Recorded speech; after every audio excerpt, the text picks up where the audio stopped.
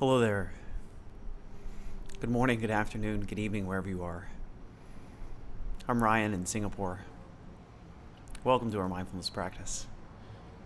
Today's topic is effort and effortlessness. So I wanted to dive a bit deeper into the topic of non-striving. So non-striving is one of the 9 attitudes of mindfulness-based stress reduction. So we've got non-judging, patience, beginner's mind, trust, non-striving, acceptance, letting go, gratitude, and generosity are the 9 attitudes of mindfulness-based stress reduction. You can find those in Jon Kabat-Zinn's Full Catastrophe Living, and I'd say a lot of them are very interesting, and I like to go deep into some of those topics. And today's topic is about non-striving.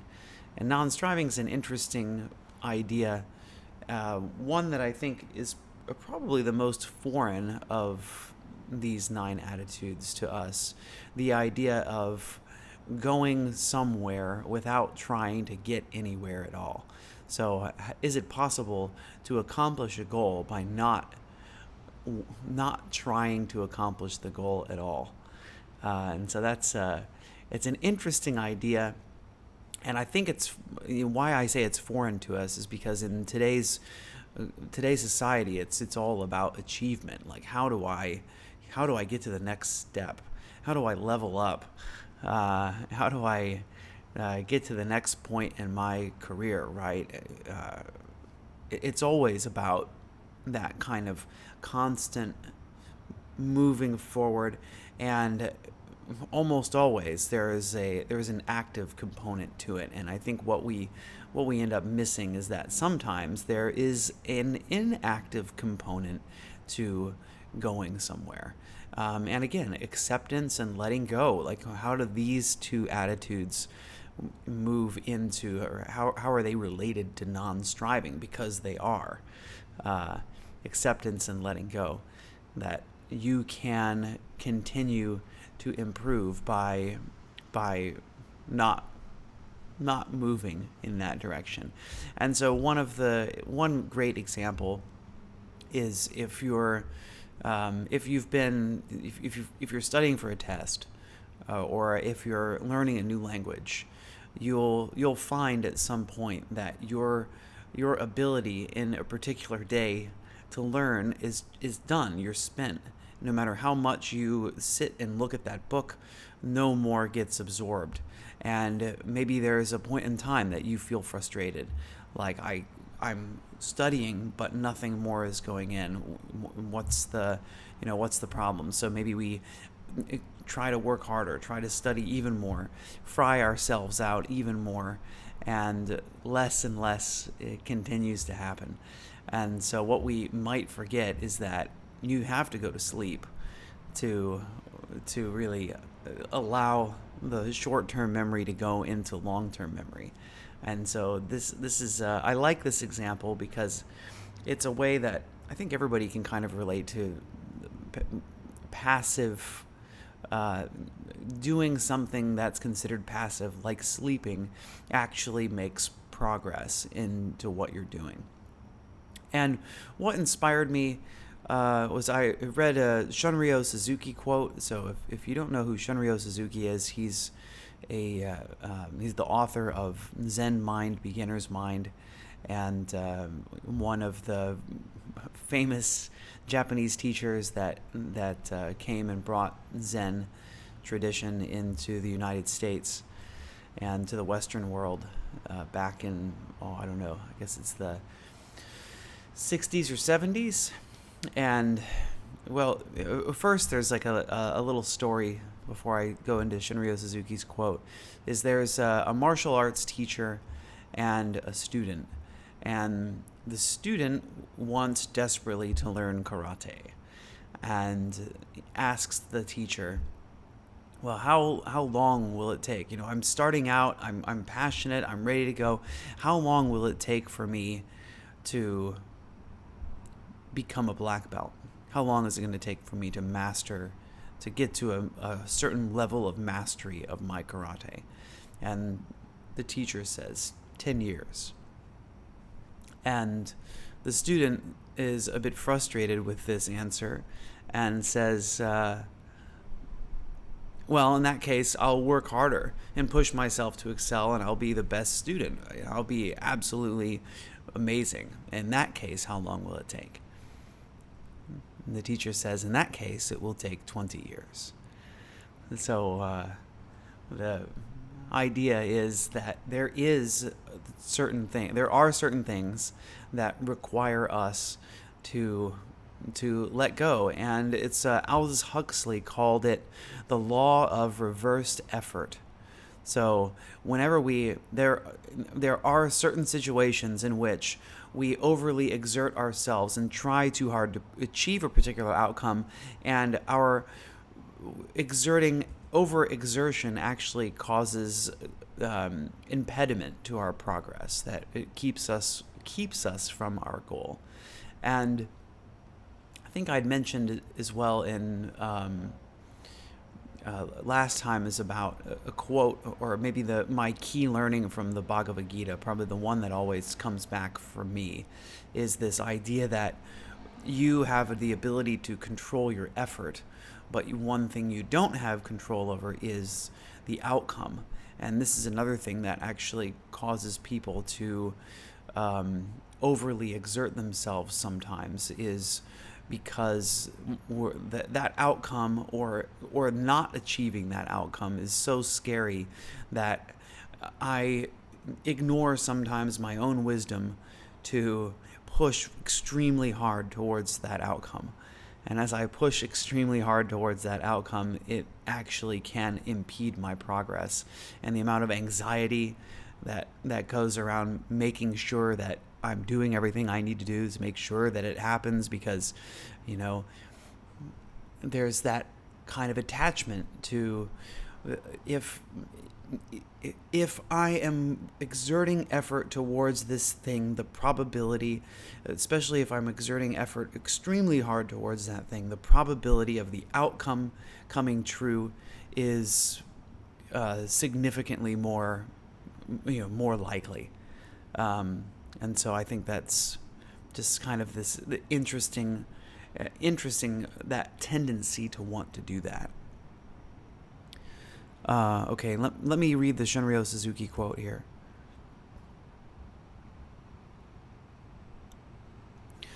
The most important point of our practice is to have the right or perfect effort. If your effort is headed in the wrong direction, especially if you are not aware of this, it is diluted effort. Our effort in our practice should be directed from achievement to non-achievement. So usually when we do something, we want that achievement, and we're really attached to the result. And moving in this way is very challenging, but it does help us with that, as well, to have more quality effort, right? I mean, is it possible to have higher quality, lower amount that we're doing with a higher quality, coming from this place of rest and wisdom? So the real practice here is it possible to explore with curiosity the amount of effort that we're putting into anything? So this is the practice. Is it possible to examine the amount of effort that we're using? And I like to always recall Judson Brewer. He's a researcher at Brown University who's been doing a lot of research on mindfulness and addiction, for example, so smoking cessation. And I like to listen to some of his stories about his own mindfulness practice, and one of them was just talking about how on retreat that he would, on meditation retreats, he would like sweat through his t-shirts because he was so focused and so much effort, and kind of discovering that there, what is the non-effort amount of practice. And I will say that the more that you practice, in meditation practice, you'll see this come up. And the more you practice, the more you'll find what that sweet spot of effort is. Am I not enough effort? Because that's a possibility too. I mean, I know we haven't really been covering that here right now. Is it possible to not have enough effort? And then there's the other side where we're overexerting and putting too much effort into what we're doing. So I see there's been a lot of activity in the chat. I'm going to check it out after the meditation. So let's get ready. Get comfortable. Get into your meditation posture, whatever that looks like for you.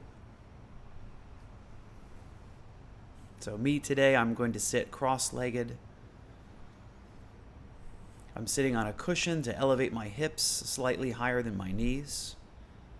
Can feel kind of the natural curvature in the lumbar spine.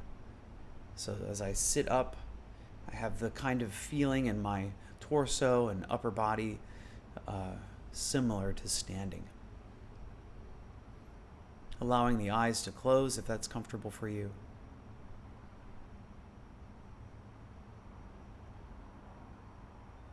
I'm going to roll my shoulders a few times just to help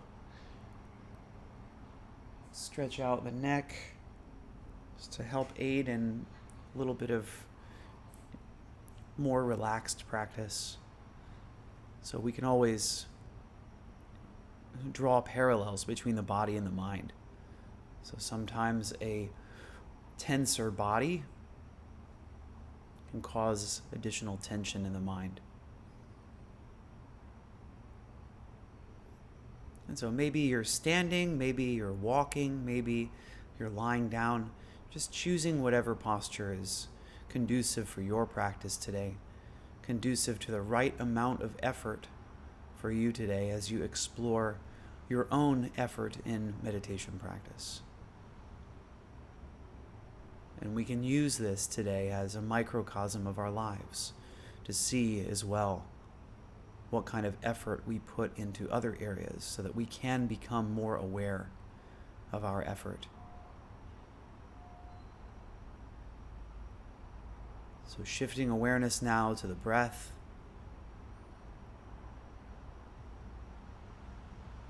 Where do we find the breath? Do we find it at the nostrils?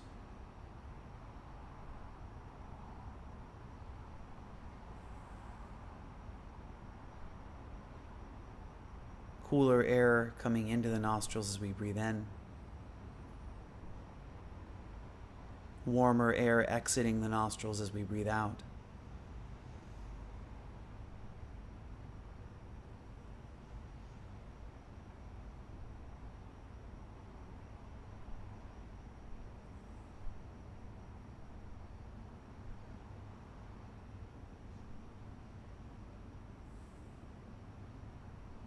I find paying attention to breath at the nostrils can be one area that requires the most effort and can be very useful in times when my practice is strong and I'm feeling less distracted.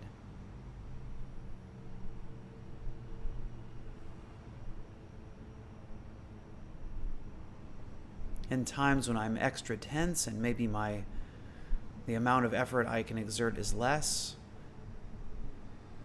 I might bring attention to the abdomen. Feeling the belly expanding as I breathe in, feeling the gentle movement of my shirt across the skin of my belly.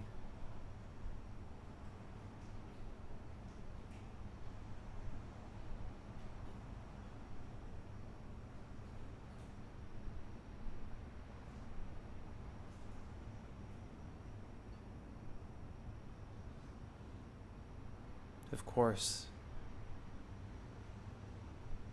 the belly moves back. The abdominal wall moves towards the spine. As I breathe out, I feel as the belly decreases in size, the shirt once again rubbing slightly against the surface of the skin.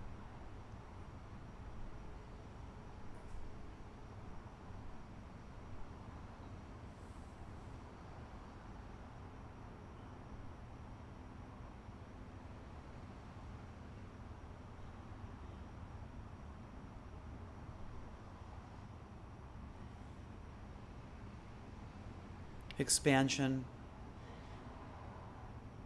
followed by contraction, followed by expansion, followed by contraction, following the breath, using these physical sensations to fully encapsulate, hold the attention here in this moment. Noticing that no two moments are the same as we breathe.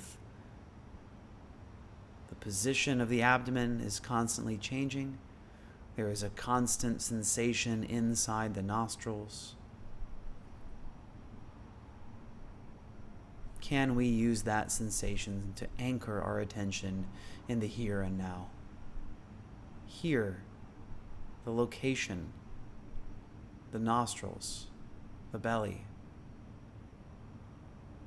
Now, noticing what's happening in this exact moment, the position in this moment, the physical sensation in this moment, as the physical sensations only exist in this moment.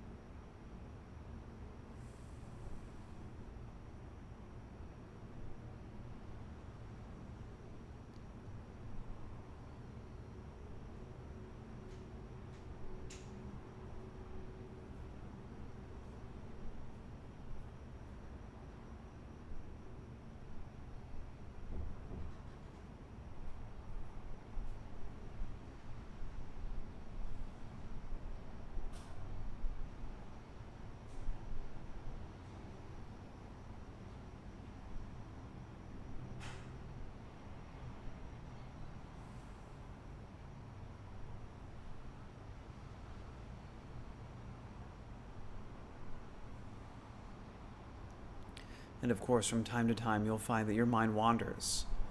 That as hard as you try to keep your attention at your breath, you'll find that your mind wanders away. Thinks about something else, maybe something that you have to do later today, or you're distracted by sounds, any number of things. In that moment, can you see what happens in the mind? And then, only looking briefly as best we can, let go of that thought and redirect the attention back to the breath. So redirect back to the physical sensation, concentrating once again, applying effort towards maintaining focus on the feeling of breathing.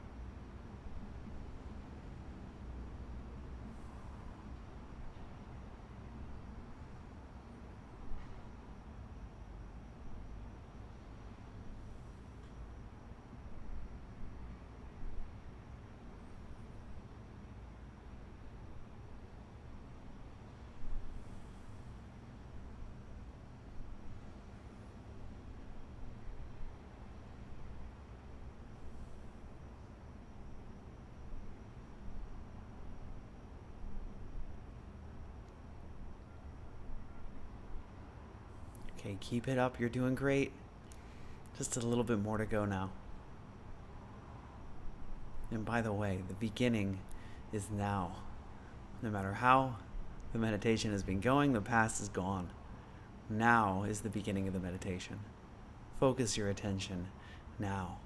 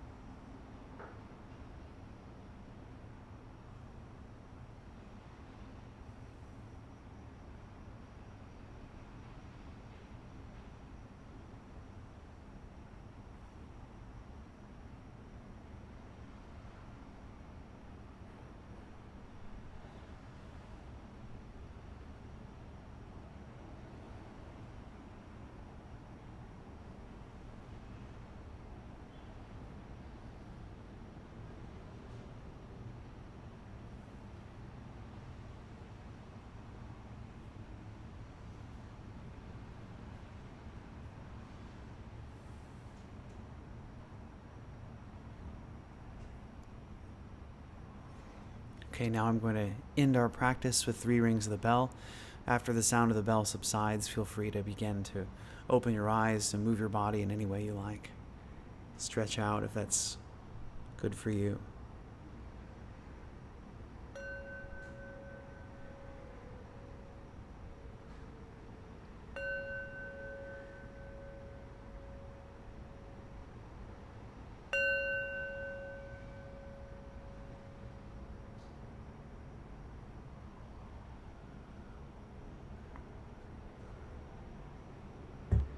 All right.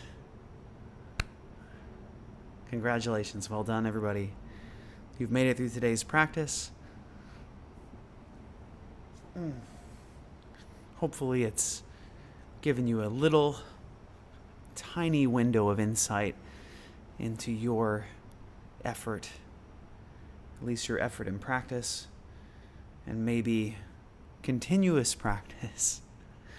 Practicing more often will give you an even deeper understanding of you and your own effort and your desire to achieve. And one thing that's interesting here as well is, reflecting back on our intention. Why am I practicing? Why am I practicing? What am I hoping to get out of my practice? Was my attitude around that? Am I like the karate student who wants to shorten his time of learning from 10 years and in fact ends up needing 20 years because, karate is not an effort-based learning. I mean, again, the right amount of effort, right? It's not too much, not too little. It's the Goldilocks zone of effort. So thanks again for practicing with me today. I'm going to look in the chat and see what's going on there. So thanks, Micah. I'm glad the intro. I had just looking at this is from 25 minutes ago. This part of the chat. I had a friend of mine recently who saw my videos for the first time, and was just saying that kind of consistency of the beginning and the ending is useful. And I mean so it's done intentionally. So I'm hopefully the more you practice, not sure that's the I'm not sure it's the most ideal intro and outro ever. I'm sure someone's come up with something better, but anyway, that's what mine is. Caroline says, I can relate so deeply with that. I'm self-critical and push myself so hard. In fact, that's the reason this is one of the topics. This is one of the topics because I think non-striving is such an important topic to cover. I was laid off on Monday and never have been. And first time ever. And already feeling burned out, looking for a new role. And I'm sorry to hear that, Caroline. I know how. I mean, of course, everyone reacts differently to that situation, but I know how that. I know how that can feel for me, and just reading that, you know, makes me feel a certain way. So I wish you all the best. And also hope that you can be at peace with this moment and whatever it holds for you. And know that, attitude number 2 of mindfulness-based stress reduction is patience. It's that some things take their own time, and patience and non-striving go very well together. So I know how stressful it can be. And again, I mean, I'm reflecting back on my own experience. Like I definitely, I had a point where I had no job, and and I found that my extra effort that I put into it made that job harder and harder to get, because it just showed through. I mean, I felt like I had a kind of desperation in that time period in my life, and it was super obvious when I was in interviews that I was just so stressed about it that I couldn't help, that's so much additional effort being put into things that it just kind of couldn't help but bleed out towards everything. So and you know what, and I just want to say to everybody as well, it's really tempting to give advice to people, and that's one thing that I really want to emphasize in especially in, as I teach mindfulness-based stress reduction. That's one of the pacts that I have with my students, is that we don't give advice to each other. And I'm hoping that talking about patience isn't really advice giving, but just understand that we want to. It's natural for us to want to go, I've got all the answers, here they are. So just be cautious and mindful of yourself when that happens.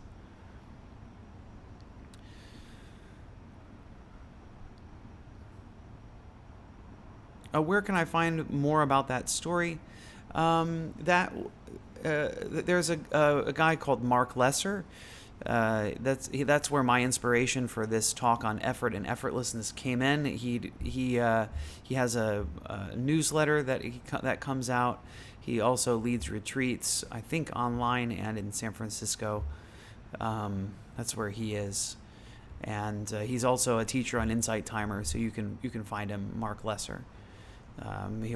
He has more along that vein. Shunryo Suzuki, I think, is one of his go-to teachers. He quotes Shunryo Suzuki a lot, and I've read Zen Mind, Beginner's Mind. It's a great book if you haven't read it. Jean says, my cat recognizes my intro. That's great. So does my cat.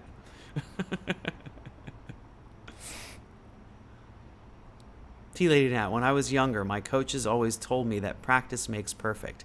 Now that I'm older, I should more like practice makes you better. Yes. What is it? Practice makes progress. That's the one that I've heard. And in today's lesson, we also learn, right, that that's not a hard rule anyway. Continuous practice, sometimes we need more time. Depends on what our efforting is like. Caroline says, it's hard for me to give myself time, and I feel like I deserve it. Yes. And not only you know,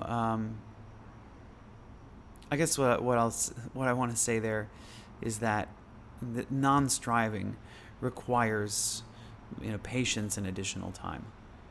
So, um, yeah, that's all I'll say on that. Michelle says, um, for one who's been laid off, let's see, I'm going to try to briefly say this. Maybe give yourself permission to ask, what do I want, or what longs to be born through this season, and wait for answers to emerge rather than forcing them. There you go. That's the key there. Wait for answers to emerge rather than forcing them. And it's a lot easier said than done, for sure. That can be really, really hard to be patient and wait when we want right now. I want this, right? This transitional period. I want this period to be over, and I want to be moving into the next period right now. I hate sitting in limbo. I want to be through this, and yet here I am, right? And so this can be really, really tough as we sit in the in between places. I watched the replay on the parable of the trapeze.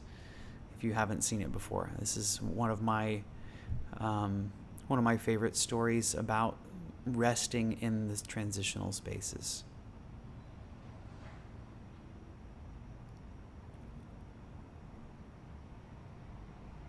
Thanks for holding space. I find the right balance of effort and ease in my practice at times. The magic is in the moment. Thanks, Tina.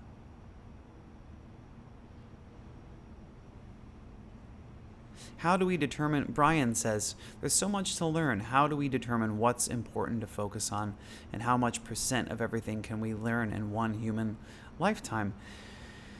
And that's where attitude number 4 comes in, is trust. I think the more that not that meditation is the answer to everything by any means, but it helps to kind of calibrate that compass, so that we, one of the reasons trust is there is because, I recognize in my own practice, when I was practicing, meditation is something that you do, you are with yourself, you're by yourself, you encounter yourself, and you learn about yourself. And one of the things that happens as we patiently spend time with ourselves is learning to trust ourselves more. And so how do you determine what to focus on is through that self-trust you find as you explore this time with self, that it becomes more apparent that you can learn to listen to that inner voice. It doesn't mean that we block out every single external voice, and it doesn't mean that our internal voice is going to be right 100% of the time. It just gives us perhaps more confidence to trust ourselves. The cat he's right there. I can see him, but you can't, so sorry. He's maybe you could hear his sounds as he was making some sounds over there. See if if he's walking this way, I'll see if I can grab him when he comes by.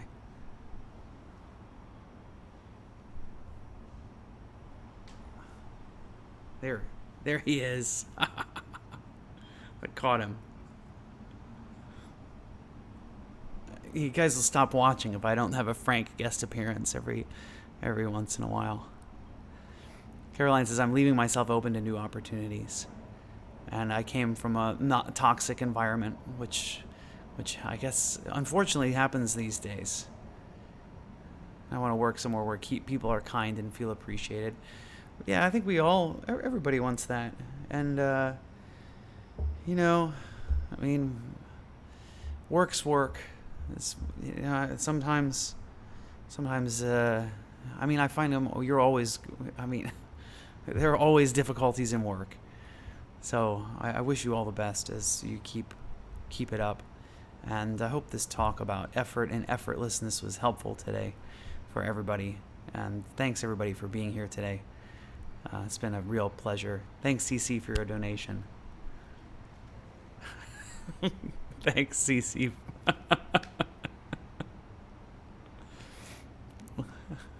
That's why Frank comes. Shake your moneymaker, Frank. let's send our well wishes out. So follow along with me if you like. You can repeat out loud after me. You can repeat in your mind, whatever you like. Or you can just passively listen. May I be happy and peaceful. May everyone watching, listening, wherever you are today, I wish you all happiness and peace. May all sentient life in this universe, near and far, here on planet Earth, those who are safe, those who are unsafe, those who are healthy, those who are unwell, those who are suffering, those who are at ease, I wish us all happiness and peace.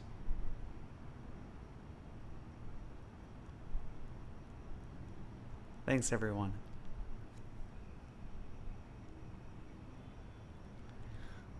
Okay, I'll see you next time.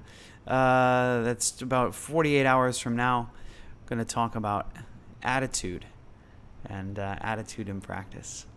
So how that affects practice and everything else. Until then, bye-bye.